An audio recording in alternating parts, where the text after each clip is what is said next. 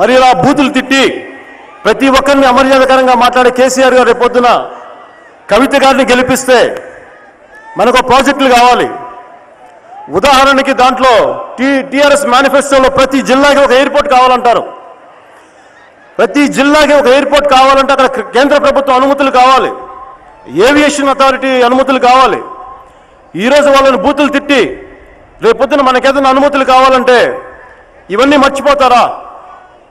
కానీ ఇవన్నీ నష్టపోయేది వీళ్ళు నష్టపోరు. మళ్ళీ ఏం చెప్తారు, 5 ఎలక్షన్ల తర్వాత మేము ఏమైతే అనుకున్నామో చేశాం, కానీ 5 సంవత్సరాలు వీళ్ళు వాళ్ళు పడనివ్వలేదని చెప్పి మళ్ళీ ఇంకోసారి ప్రభుత్వాలు కూర్చుంటారు, మళ్ళీ తెలంగాణ మీద దోపిడీ చేస్తారు. అది మీరు మర్చిపోకండి. అలాగే మన కాలేజీలు ఉన్నాయి, సరైన కాలేజీలు ఉన్నాయి. ఇంతమంది యువతకు కావాలంటే సరైన వొకేషనల్ కోర్సెస్ కావాలి, వృత్తి విద్యలు కావాలి. ఒక చదువు చదివితే జాబ్ రెడీ అంటే ఉద్యోగం రెడీగా ఉండే చదువులు కావాలి, అంటే అలాంటి ఎడ్యుకేషన్ సిస్టమ్స్ కావాలి.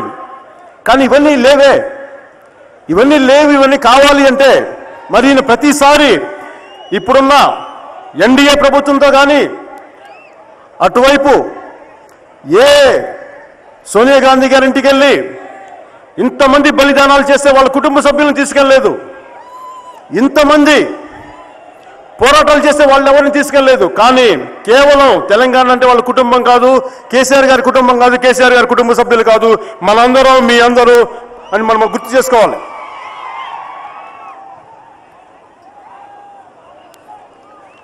ఇలా ప్రతి సమస్యకి రేపొద్దున ఇరిగేషన్ ప్రాజెక్ట్స్ కావాలన్నా, రేపొద్దున మనకి పసుపు బోర్డ్స్ కావాలన్నా, ఇవన్నీ కావాలంటే ప్రతిసారి మనం కేంద్ర ప్రభుత్వం అనుమతులు కావాలి. ప్రతి విషయంలో చదువుల దగ్గర నుంచి ఆ వైద్యం గురించి కానీ ప్రత్యేక సదుపాయాలు కావాలంటే ఖచ్చితంగా మనం కేంద్ర ప్రభుత్వం సాయం కావాలి. ఇలా ప్రతిసారి నోటికొచ్చినట్టుగా మోడీ లేదు గీడీ లేదు అని చెప్పి ప్రతి ఒక్కరిని నోటికొచ్చినట్టు తిడుతూ ఉంటే దానివల్ల కేసీఆర్ గారి నోరు వల్ల తెలంగాణకు ద్రోహం జరుగుద్ది, తెలంగాణకు అన్యాయం జరుగుద్ది. ఇక్కడున్న యువతకి అందరికీ ప్రతి ఒక్కరికి పేరు పేరున అన్యాయం జరుగుద్ది. ఒక బాధ్యత గల నాయకులు మాట్లాడే విధానం కాదు, ఒక బాధ్యత గల నాయకులు రాజకీయాలు చేసే విధానం కాదు, ఒక బాధ్యత గల నాయకులు ప్రభుత్వాలను నడిపే విధానం కాదు.